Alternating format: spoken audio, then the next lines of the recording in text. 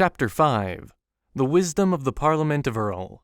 In those bridal days, the men of Earl came often to the castle, bringing gifts and felicitations, and in the evenings they would talk in their houses of the fair things that they hoped for the Vale of Earl on account of the wisdom of the thing they had done, when they spoke with the old lord in his long red room. There was Narl the blacksmith, who had been their leader. There was Guhic, who first had thought of it after speaking with his wife, an upland farmer of clover pastures near Earl.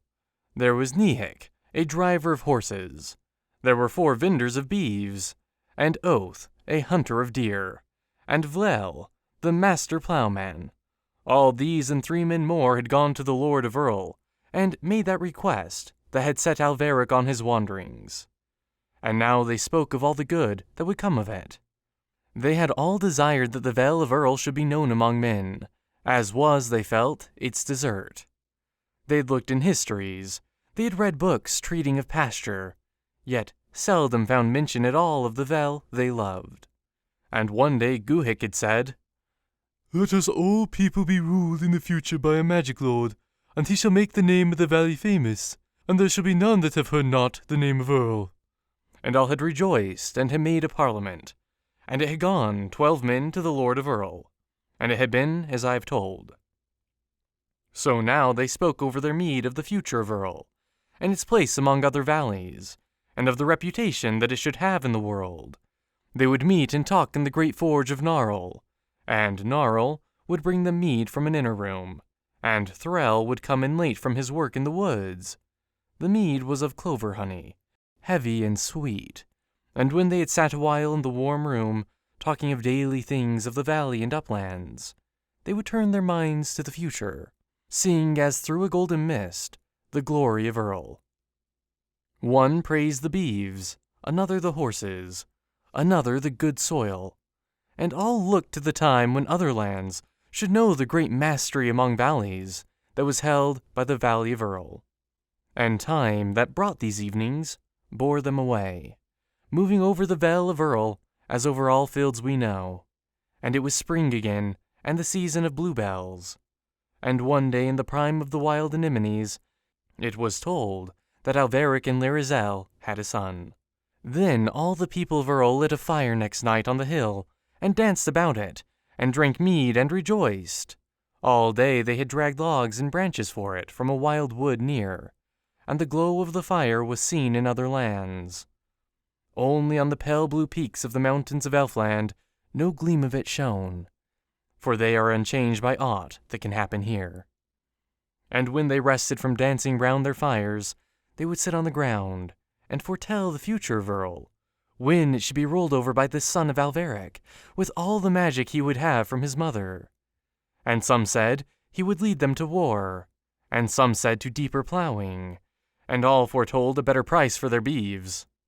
None slept that night for dancing and foretelling a glorious future, and for rejoicing at the things they foretold. And above all, they rejoiced that the name of Earl should be thenceforth known and honored in other lands. Then Alveric sought for a nurse for his child, all through the valley and uplands, and not easily found any worthy of having the care of one that was of the royal line of Elfland. And those that he found were frightened of the light, as though not of our earth or sky, that seemed to shine at times in the baby's eyes. And in the end, he went one windy morning up the hill of the lonely witch, and found her sitting idly in her doorway, having nothing to curse or bless. "Well," said the witch, "did the sword bring you fortune?" "Who knows," said Alveric, "what brings fortune, since we cannot see the end?"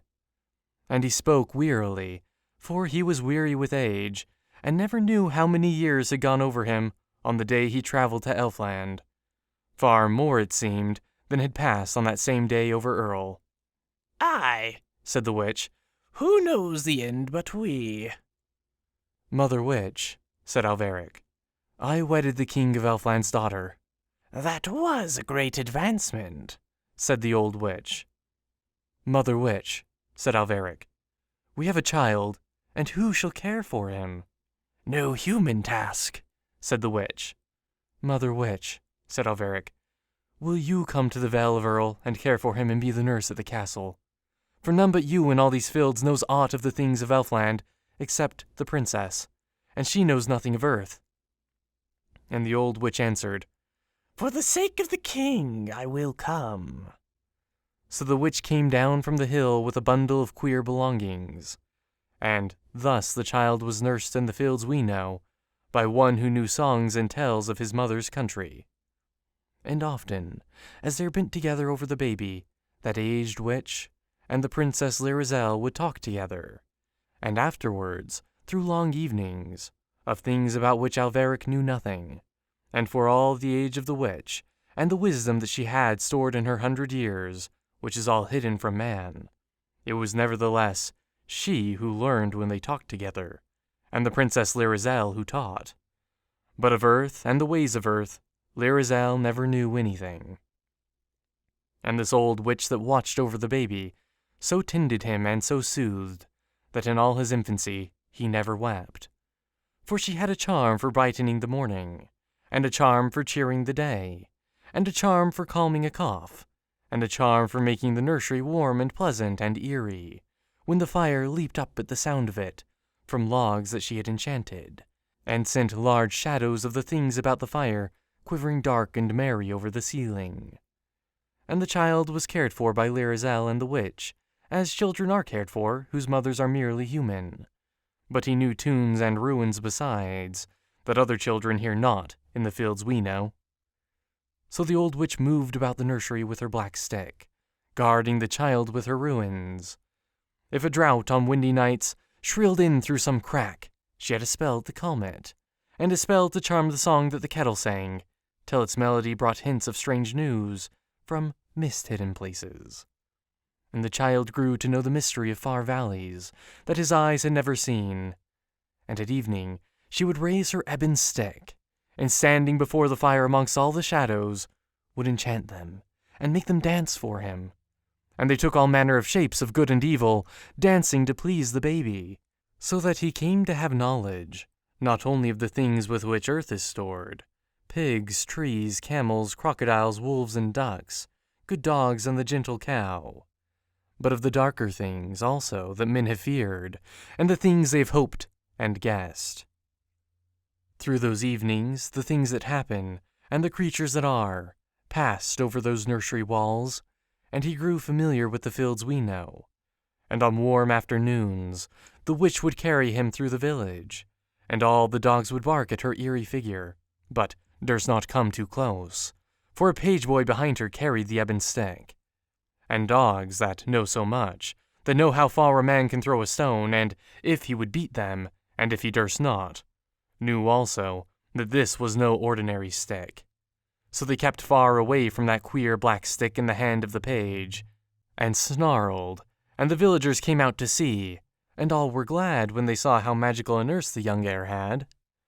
For here, they said, is the witch Zeronderel, and they declared that she would bring him up amongst the true principles of wizardry, and that in his time there would be magic that would make all their valley famous.